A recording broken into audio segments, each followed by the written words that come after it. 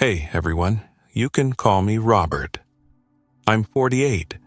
For the sake of privacy, I have changed everyone's names, including my own, in the story I'm about to tell you now.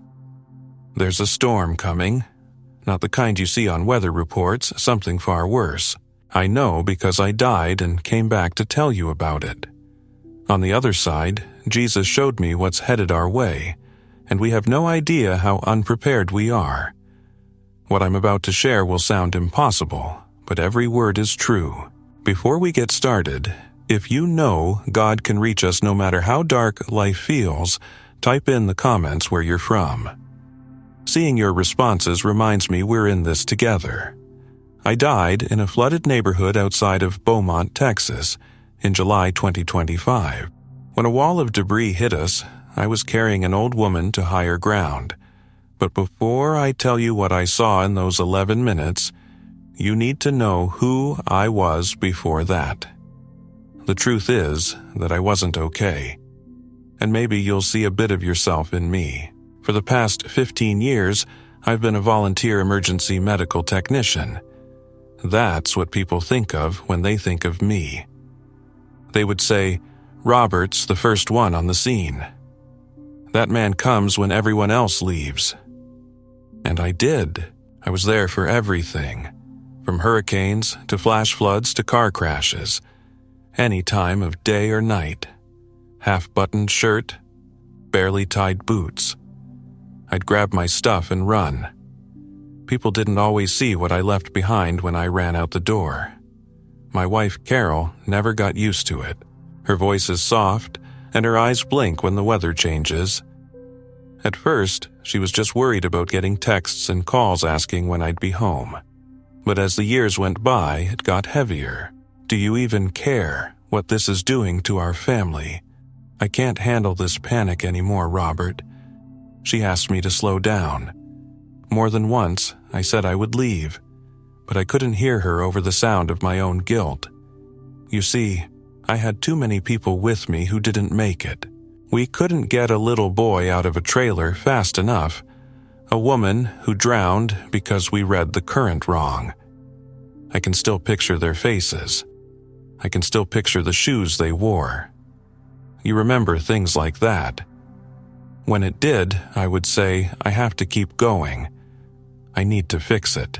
But I didn't know that while I was trying to help strangers, I was slowly losing the people who cared about me the most. Jake is my son. We used to be friends. He used to watch YouTube videos of rescue missions with me when he was 10. He said he wanted to be a hero like Dad.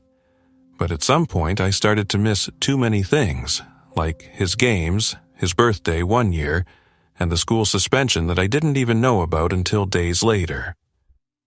He became angry. He once yelled at me, "Maybe if I crash my car in a ditch, you'll finally show up." That one hurt a lot. But I didn't say anything, just left the house.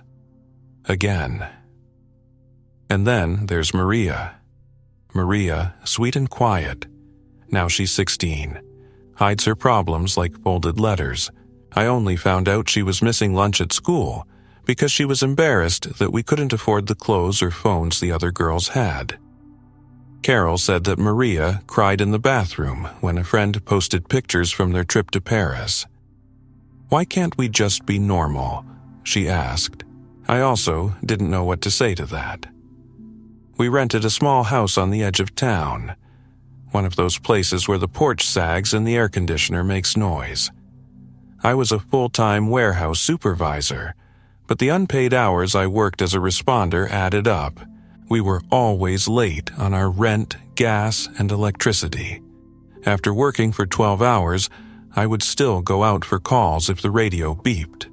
There were times when I didn't even take off my boots. Carol used to stay up. Then she stopped. You might know what it's like to be pulled in two different directions. You might have had to choose between doing what you think is right and what your family needs.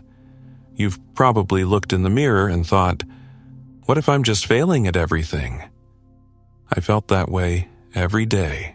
I began to wake up in the middle of the night sweating. Couldn't get enough air. My chest hurt and my hands shook. I told myself it was just stress. I told myself I was okay. I told myself I could do it on my own. I never went to see a counselor. I never had a conversation with a pastor. I just kept running until my body finally gave up. It was supposed to be a level 2 emergency on July 19th. We were told that. Light flooding. No evacuation needed yet. But by 3 p.m., the rain was pouring so hard it looked like the sky was splitting in half. The sirens started to sound. The levee broke. After that, it fell apart. I got the call about a woman who was stuck in her house alone, with no family and not much mobility. I didn't think. I just grabbed my rescue bag and drove right into the water. My truck stopped working. I left it and walked in. Deep in the chest, cold and fast, floodwater that can move whole trees with it. She was sitting on her porch, her legs shaking and the water licking at her ankles. "I don't want to die by myself," she said. I told her, "You won't." I picked her up, one step at a time. The pulling, right now. There is trash all over the place. We were only one turn away from the shelter when I heard something big behind us groan. It could have been wood or metal. The noise was so loud it hurt. Then it all went dark. That's when it happened. Everything that mattered. Every call I answered, every birthday I missed, every fight that didn't end, didn't come at me like a movie. They came like a feeling. A heavy weight on my chest, not guilty, not sorry, just the truth.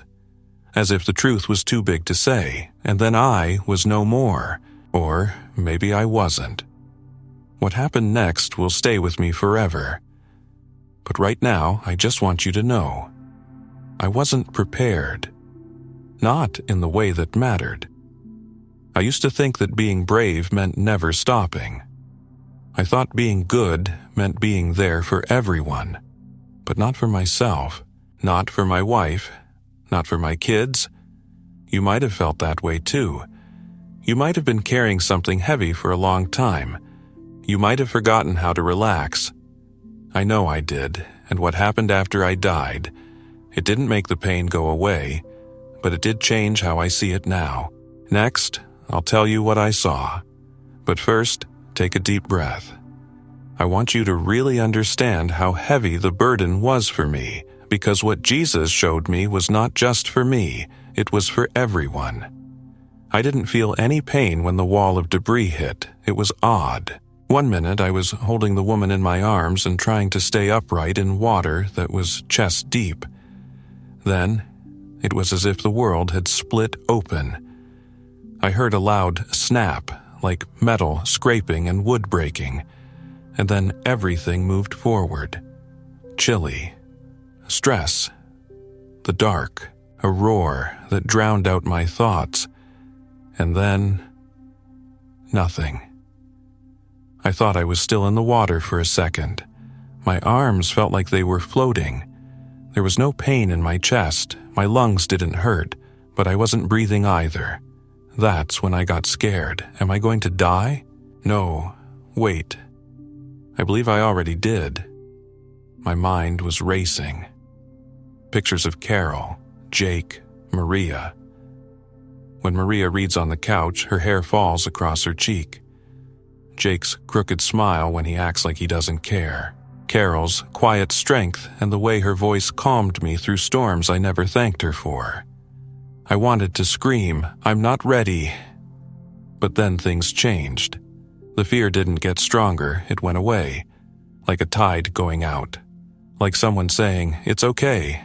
You are now safe." I was floating, I think, up, but it wasn't hard. Like gravity had stopped working. I looked down. There was chaos below me. The water from the flood was brown and foamy. I was lying still, half submerged next to a broken fence. I had an unnatural twist in my arm, and the woman I had tried to save was lying next to me. 2 men in bright jackets were walking toward us. One was yelling. It should have scared me, but it didn't. It didn't hurt. Don't panic. Just a quiet understanding. A strange, soft distance. The air around me sparkled, but not exactly air. It was something brighter. The world below got darker. I felt like I was going up through layers of light. First, a soft gray, then a warm gold, and then something I can't put into words, like a mix of color, music, and love. My senses were not the same. I could feel without touching, see without needing light. I felt like every part of me was alive in a way I never knew was possible. And then I saw. I felt like I had lost all the weight I had been carrying around my whole life. No shame, not tired, no shame, just peace. I kept going without legs or effort and ended up in a place that wasn't quite a place. It was like a valley with mountains all around it, but it wasn't real. It wasn't too bright, but everything glowed from the inside. It was soft, like the light of a candle that you hold close to your heart. There was also water, a still lake that is clearer than anything else I've ever seen. No ripples. There is no wind, just a stillness that felt alive. There were birds flying overhead, but they didn't flap their wings. They just moved, as if joy was carrying them. There was no wind, but the flowers I didn't know swayed gently. The blues and greens, for example, seemed to have stories to tell. I didn't want to go. Then I could feel it. Not saw, felt. A presence. More powerful than any storm. More gentle than any lullaby. It filled everything around me, but it felt so personal, like it was just for me. Then I turned around and saw him. Jesus. He didn't say who he was. He didn't have to. He stood a few steps away in plain clothes. I fell apart when he looked at me. Do you know when someone really sees you? Not just your face, but everything else too. That's what his look did. It took off all the masks I'd ever worn. Every reason, every brave look. Every time I said I'm fine when I wasn't. He saw everything. And he didn't move. His eyes were full of sadness, but they were also full of love. A love that didn't tell you what to do. A love that didn't need me to do anything or prove anything. A love that lasted. I tried to drop to my knees, but I couldn't. At that moment, I don't even know if I had knees, but my soul bent down, and I cried. I cried for Carol, for the nights she cried by herself while I chased storms. I cried for Jake, for the anger I let build up between us. I cried for Maria, for not noticing how much she hurt and how much she needed to be seen. I cried for every stranger I tried to save, and for every part of myself that I lost along the way. And Jesus knelt down with me. He didn't say anything right away. He only put a hand on my shoulder. I can see his hands, strong, warm, and calloused like a carpenter's, but with scars that glowed. It wasn't just comfort when he touched me, it was healing. I could feel something inside me that was broken start to heal. I cried even more, like a kid, and he let me. Don't hurry, no punishment, just love. When I finally looked up, he smiled with his whole being, not just his mouth. I've been with you through every storm, he said. People didn't just hear his voice. It moved through me like music I had heard before but had forgotten. It looked like it belonged there, filling in the gaps. I know, I said softly. He said softly, you were never alone. Even when you weren't sure. Even when you thought that helping others would mean losing yourself. There were tears all over my face. I tried, Lord, I said with a lump in my throat.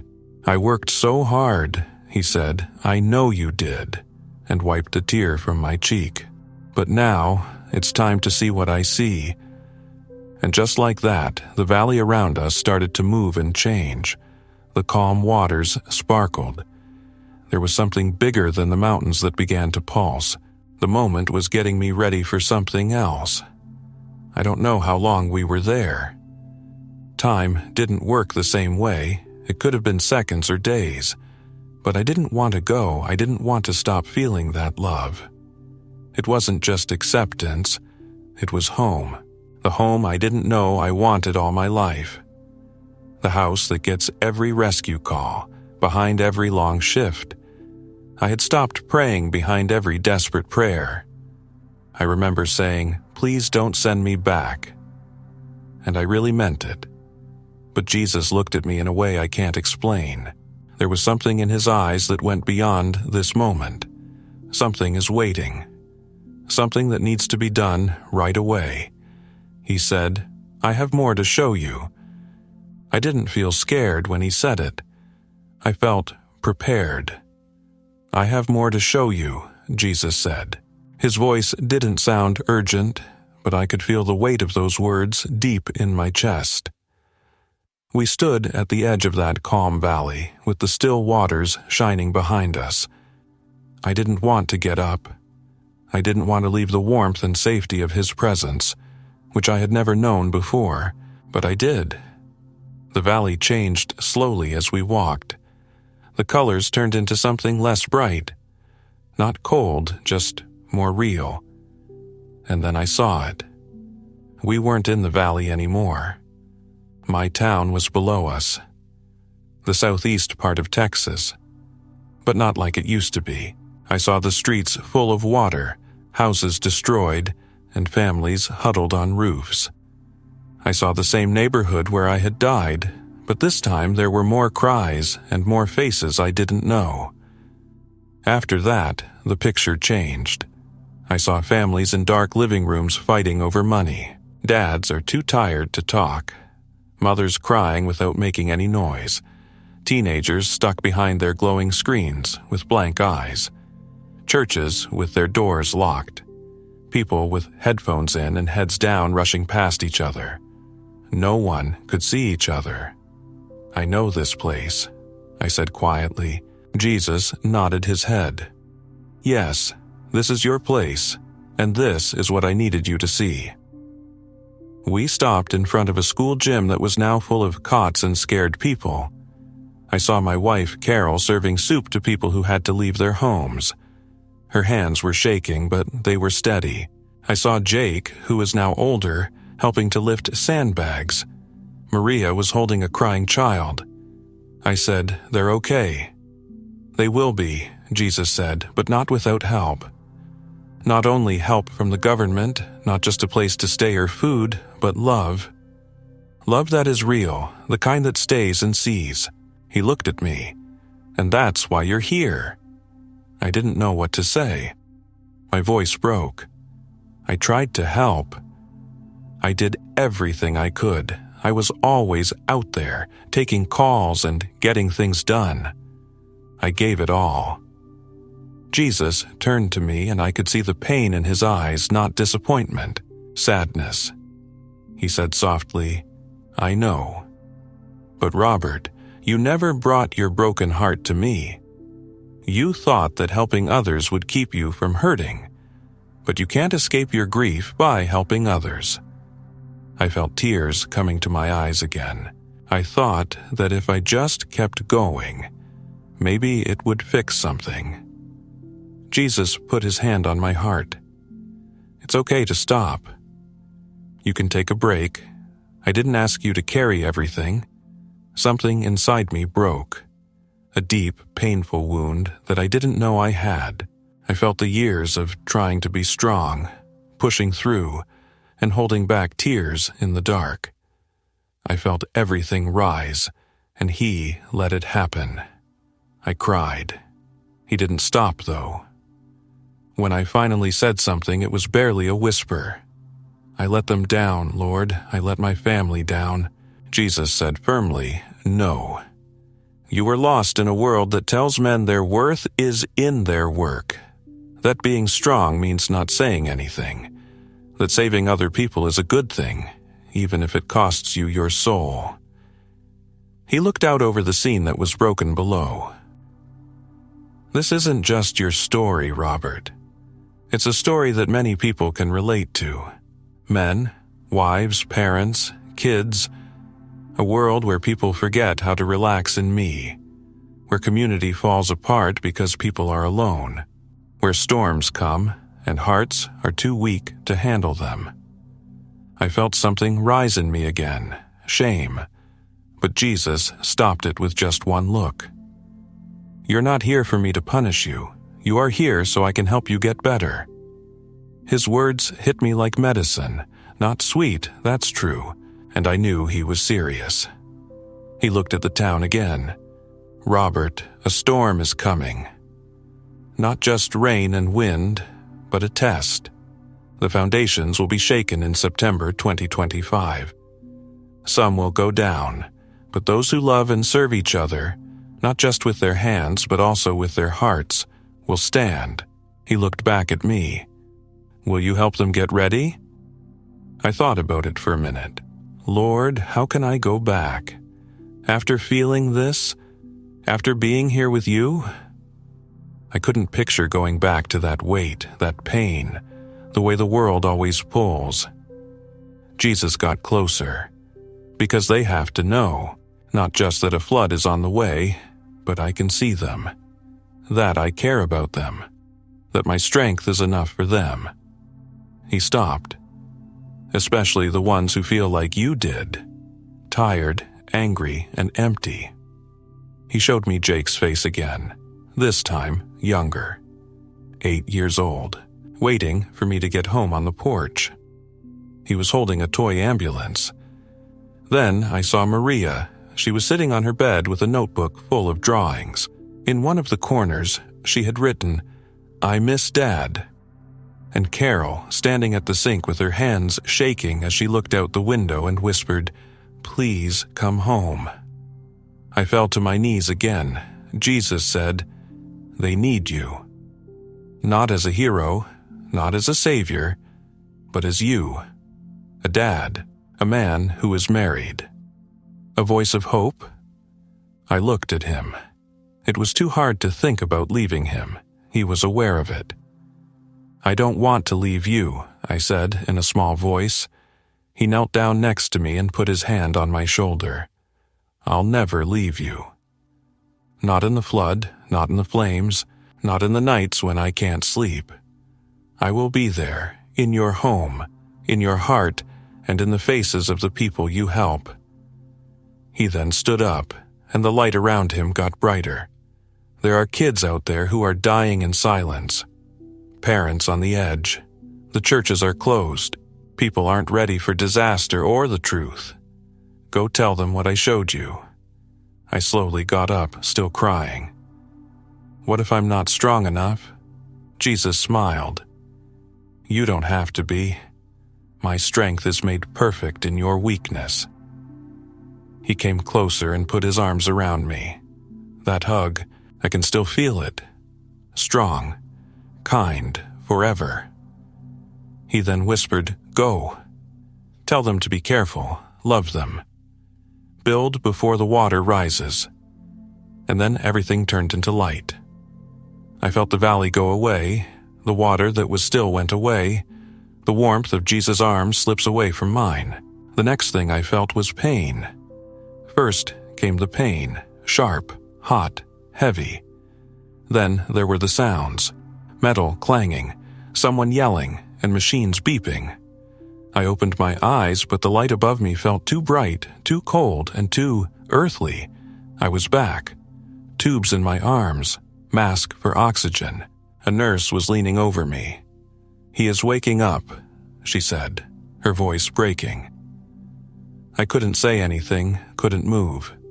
It felt like my chest had been broken open and then glued back together with fire. But it wasn't just my body. It was my soul, which was still hurting from the goodbye I didn't want to say. I had broken up with him. I had gone away from home. The sadness hit me like a wave. For days, I was in and out of consciousness, quietly grieving. Not for dying, but for leaving the one place where I finally felt whole. I wanted to hear his voice, for the calm waters, for the hug that healed things that no doctor could reach. But I remembered his words even though I was in pain. Go. Tell them to be careful. Love them. Build before the waters rise. That was my rock, and I slowly started to get up. I was in the ICU for 2 weeks. Ribs that are broken, a concussion, a lung that has collapsed, and bleeding inside. The doctors said it was a miracle that I lived. I should have known better. It wasn't a miracle, it was kind. Every day, Carol was there. When I woke up, she would be sitting by my bed with her Bible in her lap and her eyes puffy. At first, she didn't say much, just held my hand. I said, "I'm sorry," in a whisper one morning. She didn't ask why. She just leaned in and said, "This time, come home to us." And I did. After that, everything was different. I used to think I was valuable based on how many lives I saved. Now, I see how important it is to just be there, with no plans, no pager, and no boots by the door. I still work as an EMT, but I don't go after every emergency anymore. Sometimes I let other people take charge. That used to scare me. Now, it feels like trust. I said no to a promotion at the warehouse that would have doubled my hours.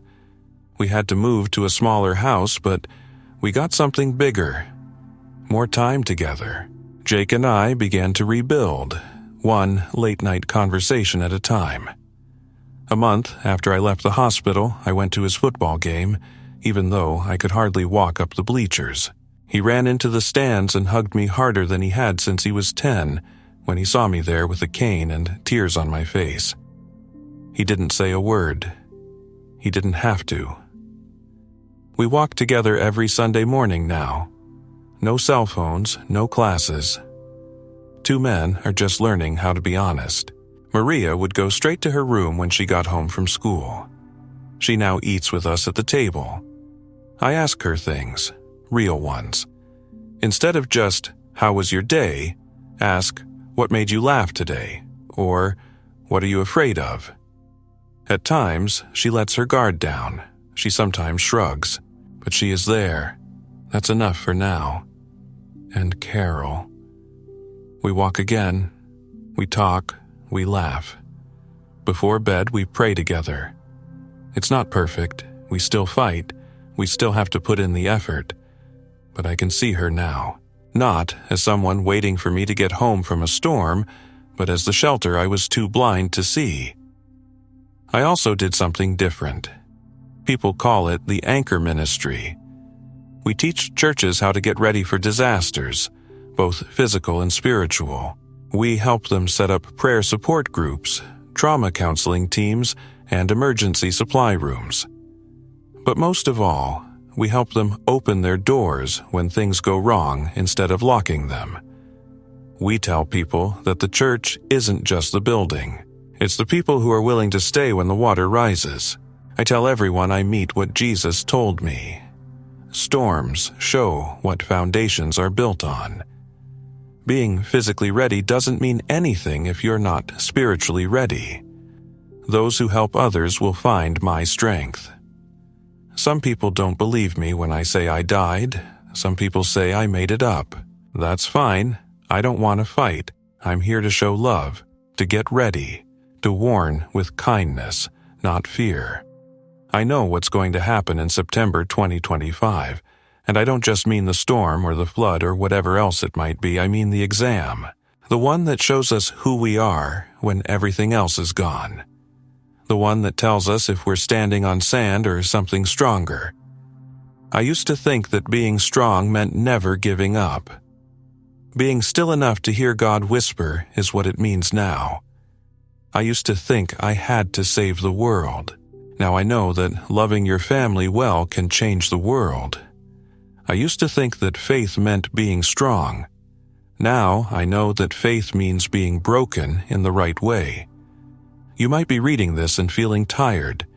Maybe you're like I was, doing good things but feeling empty. You might be keeping your family together with prayers and duct tape. You might have stopped praying altogether. Please listen to me. Jesus is watching you. He doesn't want you to fix everything. He wants you to bring Him everything. Your burnout, your doubts, your guilt, your fears, your marriage, your kids, your mess, all of it. He can deal with it. He wants to. There is still time. The storm hasn't come yet, but I could feel it. I saw it, and I think it's coming. Don't wait until your roof is gone to start building a better base. Start now, in your home, in your neighborhood, in your church, in your own heart. The floodwaters killed me, but I came back to say, you are loved. You're not the only one, and the one who calms storms is still holding out His hand. Take it, before the waters rise. Before we wrap up, if you believe God is still speaking today, drop an amen in the comments.